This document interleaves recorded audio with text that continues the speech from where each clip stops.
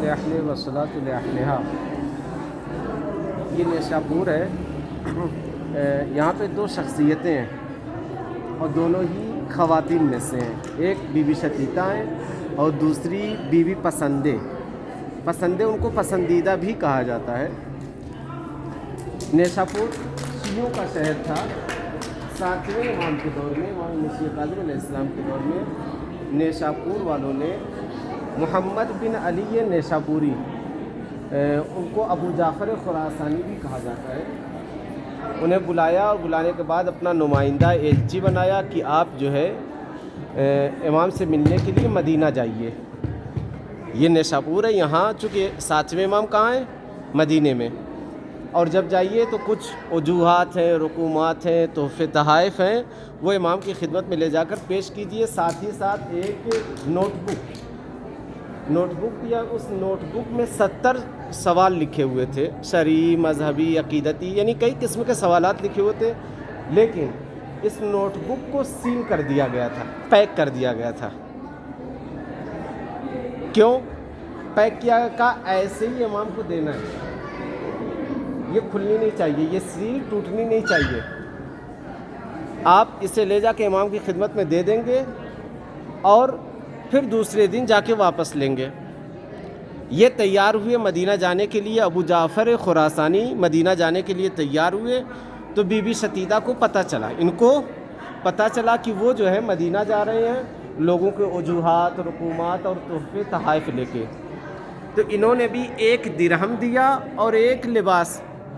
ایک کپڑا دیا۔ تو ابو جعفر نے کہا مجھے تو شرم لگ رہی ہے، میں اتنا تھوڑا سا امام کے پاس لے کے جاؤں۔ تو بی بی شتیتا نے کہا کہ یہ امام کا حق ہے، امام کا حصہ ہے، سہم امام ہے، چاہے کم ہو یا زیادہ، حق کی ادائیگی میں شرمندگی نہیں ہوتی ہے۔ چونکہ شہر والوں نے بہت زیادہ دیا تھا، 30,000 دینار دیے تھے، 50,000 درہم دیے تھے، اور سب نے کپڑے، لباس، پوشاک دیے تھے، تو انہوں نے کہا کہ بھائی یہ تو بہت تھوڑا سا ہے۔ لیکن جب بی بی شتیتا نے اصرار کیا نہیں، یہ امام کا حق ہے، ان کا مال ہے، ان تک پہنچنا چاہیے، میرے پاس تھوڑا ہی صحیح لیکن ان کا حق ہے، تو انہوں نے لے لیا، ابو جعفر خراسانی نے لے لیا۔ اب لے کر مدینہ پہنچے۔ جب مدینہ پہنچے تو اب وہاں پر جانے کے بعد امام کا پتہ لگا رہے ہیں، چونکہ اس دور میں کئی لوگوں نے امامت کا دعویٰ کیا تھا، ان میں سے ایک عبداللہ افتہ تھے۔ آج بھی بہت سے لوگ امامت کا دعویٰ کرتے ہیں کہ ہم 12ویں امام ہیں، آپ لوگوں کو خبر نہیں ہوگی لیکن یہاں پہ بہت چلتا ہے، ہر دن کوئی نہ کوئی جیل میں جاتا ہے، یعنی 40 دن 50 دن کے بعد اٹھتا ہے، کہتا ہے کہ ہم امام زمانہ ہیں۔ لیکن نیشاپور والوں نے ایک ہوشیاری یہ کی، کہا نہیں، ہم امام کو پہچانیں گے کیسے؟ وہ جو نوٹ بک دیا تھا اس میں 70 سوال تھے، کہا اس کی سیل ٹوٹنی بھی نہیں چاہیے اور اس کے جواب ملنے بھی چاہیے۔ تو اب وہ عبداللہ افتہ کے گھر گئے، یہ چھٹے امام کے بیٹے ہیں عبداللہ افتہ، ان کے گھر گئے، ان کو آزمایا تو مطمئن نہیں ہوئے، کہا یہ تو امام نہیں ہو سکتے، گھر سے نکلے مایوس تھے، چہرے پہ اداسی تھی۔ ایک بچے نے کہا کہ اس گھر میں جاؤ، وہ 7ویں امام کا گھر ہے۔ جیسے ہی 7ویں امام کے گھر میں پہنچے، امام نے کہا ابو جعفر تمہارے چہرے پہ اداسی کیوں ہے؟ میں ولی خدا ہوں، میں امام ہوں، میں حجت ہوں، میں اللہ کا امین ہوں، آؤ، اور جو تم سوالات لے کے آئے تھے میں نے اس کے جوابات دے دیے ہیں۔ اب جو انہوں نے، چونکہ شہر والوں نے، نیشاپور والوں نے یہ بھی کہا تھا کہ جب امام سے واپس ملے تو یہ دیکھنا اس کی سیل ٹوٹی ہے یا نہیں ٹوٹی ہے، اس کا پیک کھلا ہے یا نہیں کھلا، اگر نہیں کھلا ہے تو اسے کھولنا، کھولنے کے بعد دیکھنا۔ اب جو کھولا تو دیکھا ہر سوال کا جواب لکھا ہوا ہے، تو نیشاپور والوں نے اگر ہر سوال کا جواب لکھا ہوا ہے، ایک صلوات پڑھیں محمد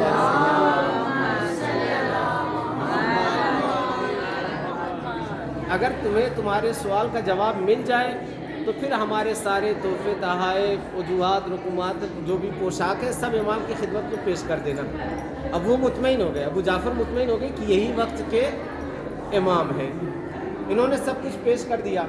یعنی شہر والوں کا بھی اور بی بی شتیتا کا بھی دیا ہوا تحفہ پیش کیا۔ امام نے سب واپس کر دیا، صرف بی بی شتیتا کا لیا۔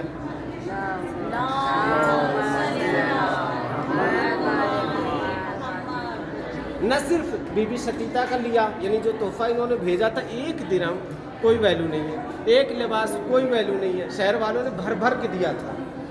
لیکن امام نے سب واپس کیا، ان کا لیا، اور لینے کے بعد پھر ابو جعفر کو قریب بلائے، کہا یہ 40 درہم ہے، اسے لے جا کر بی بی شتیتا کو دے دینا۔ پھر ان سے کہا کہ دیکھو میں نے اپنے لیے کفن تیار کیا ہے، میرا کفن آمادہ ہے، میں اپنے کفن کا 1 ٹکڑا بی بی شتیتا کے لیے دیتا ہوں، اور ان سے یہ کہہ دینا کہ جب تم پہنچو گے تو 19 دن کے بعد وہ دنیا سے چلی جائیں گی، ساتھ ہی ساتھ یہ بھی کہہ دینا کہ میں ان کی نماز جنازہ پڑھاؤں گا۔ ایک صلوات پڑھے محمد بڑی باتقوا متقی خاتون ہے، یعنی امام نے نہ یہ کہ صرف ان کا تحفہ قبول کیا بلکہ اپنی طرف سے بھی تحفے تحائف دیے، 40 درہم دیے، کہا 16 درہم اپنی زندگی پہ خرچ کریں اور 24 درہم بچا کے رکھیں تجہیز، تدفین ان سب کاموں کے لیے، صدقے دینے کے لیے۔ 19 دن کے بعد ان کا انتقال ہوا۔ امام جو ہے ایک بار کی ستون پہ بیٹھے ہوئے، اونٹ پہ بیٹھے ہوئے ظاہر ہوئے۔ جب جنازہ تیار ہو گیا تو امام نے آ کے نماز جنازہ پڑھائی، اور پھر اسی مجمع میں لوگوں کو یہ بشارت دی کہ ہم اپنے شیعوں کی نماز جنازہ پڑھانے کے لیے آتے ہیں، اگر کسی کا کردار اس خاتون جیسا ہو۔ صلی اللہ علیہ محمد یعنی اس پورے واقعے سے یا داستان سے یہ بات، پہلی بات تو یہ سمجھ میں آتی ہے کہ امام کا حق ادا ہونا چاہیے، چاہے 1 ہی درہم کیوں نہ ہو۔ امام کا حق، حصہ، جسے ہم اپنی یعنی شریعت کی زبان میں خمس کہتے ہیں،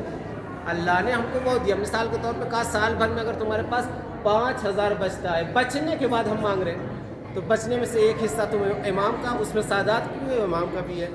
اگر اس طرح سے ہم امام کا حق ادا کریں تو یہ ہماری ذمہ داری ہے، یعنی امام کا حق دیں، سادات کا حق دیں ایک، اور پھر اپنی زندگی پاک اور صاف گزاریں، تو تب امام ہمارے جنازے میں بھی شریک ہوں گے، ہمارے لیے نماز جنازہ بھی پڑھیں گے۔ یہ بی بی شتیتا ہیں، انہی سے، یہیں سے 70 میٹر کے فاصلے سے جب روڈ پار کریں گے تو ایک بی بی پسندیدہ ہے جن کا نام میں نے شروع میں لیا تھا، کیونکہ آپ کے ذہن میں یہ سوال آئے گا کہ آخر امام جب یہاں آئے تھے 2 دن 4 دن 2 رات ہی صحیح رکے تھے، تو کس کے گھر رکے تھے؟ بھائی کسی نہ کسی کے گھر مہمان ہوئے ہوں گے نا، تو بی بی پسندیدہ کے گھر مہمان تھے۔ یہ جو ابھی ایرانی تھا وہ فارسی میں مجھے بتا کے گیا کہ یہ 80-85 سال کی تھی، نابینا تھی، بی بی پسندیدہ نابینا تھیں، لیکن انہیں خواب میں یہ الہام ہوتا ہے کہ امام تمہارے گھر آنے والے ہیں، جبکہ نیشاپور جو ہے عالموں سے بھرا پڑا ہے، مالداروں سے بھرا پڑا ہے، پڑھے لکھوں سے بھرا پڑا ہے، ہر آدمی یہ سوچ رہا ہے کہ امام ہمارے گھر آئیں گے، لیکن امام نے کسی کے گھر کا انتخاب نہیں کیا، کہا نہیں میں بی بی پسندہ کے گھر جاؤں گا۔ نام فاطمہ ہے، پسندہ کیوں کرے؟ چونکہ یہ ہمیں پسند ہے، ان کا کردار ہمیں پسند ہے، تو بی بی پسندہ، یہ بی بی پسندیدہ کے گھر پہ رہے، اور امام کے جیب میں یا لباس میں بادام تھا، امام نے وہ بادام نکالا اور انہی کے آنگن میں وہ بادام بو دیا، بیج بو دیا، اور وہ دیکھتے ہی دیکھتے یعنی بہت ہی جلد بڑا ہوا اور پھلدار ہو گیا۔ ان کا یہ کہنا تھا کہ وہ پھلدار درخت ہر بیماری، لا علاج بیماری کے لیے دوا تھا، لیکن جو اس کے گھر میں 2 لوگ تھے وہ امام کے دشمن تھے، ناصبی تھے، امام سے مخالفت کرتے تھے، ان لوگوں نے اپنے ہاتھوں سے اس پیڑ کو کاٹا، جڑ سے اکھاڑا، اور یہیں پہ 100 میٹر کے فاصلے پہ ان کے سامنے لے جا کر جلا دیا۔ یعنی ہم جتنی باتیں یہاں سے لے کے مشہد تک میں نے بیان کی، اگر گوہر شاد کی بات یاد ہو، بی بی شتیتا کی بات یاد ہو، بی بی پسندیدہ، یعنی خواتین کا بھی دین میں بہت بڑا رول رہا ہے۔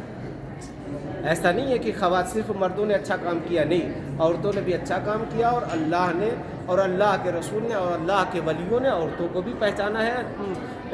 پہچنوایا ہے، ان کی معرفت، ان کی عظمت، ان کی کردار کو اجاگر کیا ہے۔ لہٰذا جس طرح سے ہمارے قوم کے مرد قوم کی خدمت کے لیے بڑھ چڑھ کر حصہ لیتے ہیں، اسی طرح سے قوم کی عورتیں بھی قوم کی خدمت کے لیے بڑھ چڑھ کر حصہ لے سکتی ہیں۔ یہ 3 مثالیں مشہد میں زندہ موجود ہے، ایک بی بی شتیتا کی، ایک بی بی پسندیدہ کی، اور ایک گوہر شاد کی۔ وصلی اللہ علی محمد و آلہ الطیبین الطاہرین۔